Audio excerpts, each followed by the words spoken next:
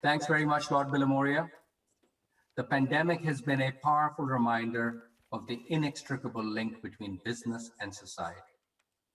There is a more acute understanding now that one cannot succeed if the other fails. And it has become abundantly clear that collaboration across public and private sectors will be key to building back better in the wake of COVID-19.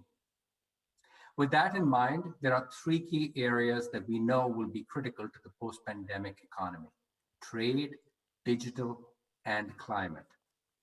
Progress on all three fronts will be essential to creating a more equitable future for more of the world's people. And the business community is uniquely positioned to lead the way on this.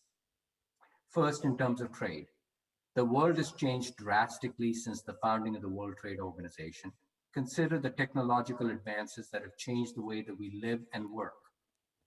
Trade in services is now growing faster than goods. In fact, it's set to increase by almost a third over the next 4 years alone. And yet, services encounter almost twice as many costs of doing business. We have an opportunity now to help provide the insight policymakers need to evolve the regulatory environment. This will help to ensure regulations that more closely reflect the way business takes place in our globalized world. Trade can and should help facilitate more effective regulatory outcomes through greater international cooperation, transparency, and consistency, while still reinforcing high levels of protection. Today's trade rules must reflect today's world, and the global business community needs to be more closely engaged in developing them, not just at the G7 or G20, but on a permanent basis at the WTO. Next, digital. Catalyzed by COVID-19, a decade's worth of cloud-based digitization has been compressed into a single year. But I would argue replicating existing business processes in the cloud will not be differentiating in the long term. The companies that thrive will likely be those that create business models or processes that could not have existed without migrating to the cloud and being able to tap into ever-expanding array of AI-embellished applications. Finally, and importantly, climate. This is a make or break moment in history for the world, and importantly for the business community. It is our moment to demonstrate that innovation and entrepreneurship are essential, not just to the global economy, but to social progress.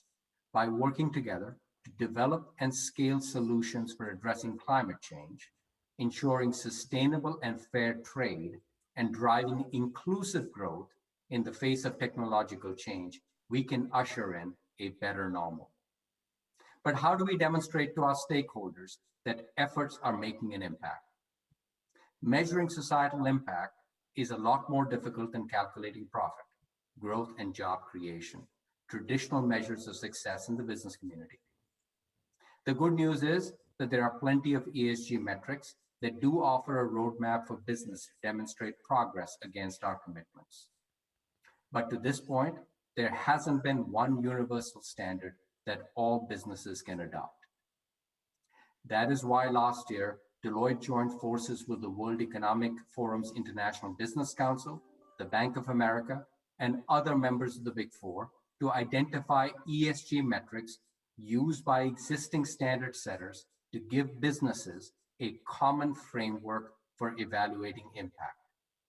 These metrics are universal, relevant to long-term value creation, actionable, and will improve comparability of information for investors and other stakeholders. Importantly, they also represent a stepping stone to the end goal of one set of globally consistent sustainability standards that investors and society can use to hold business to account. In taking this on, our hope is not only to provide stakeholders with the transparency and actionability they expect and deserve, but to demonstrate once and for all that business can and must be a force of good in the world. In recent years, more businesses have embraced the concept of purpose and profit. And that has certainly been an important shift. But if the last year has taught us anything, it's that the issues we are facing as a global society are only getting more complex and more urgent. The climate crisis is a prime example of that. We're out of runway. It's time to be bold. Each of us, each of us must commit to the race to zero and be accountable for delivering. And we need equally tangible action around digital and trade. If we don't act now, we will have lost the lessons of this crisis, and that would be an even greater tragedy than the crisis itself. My hope is that the ideas brought forth during the summit will help to ignite productive and impactful discussions with government leaders. This will be a critical step towards tackling the world's most pressing global challenges and rebuilding for a better tomorrow. I'm optimistic. Thank you very much.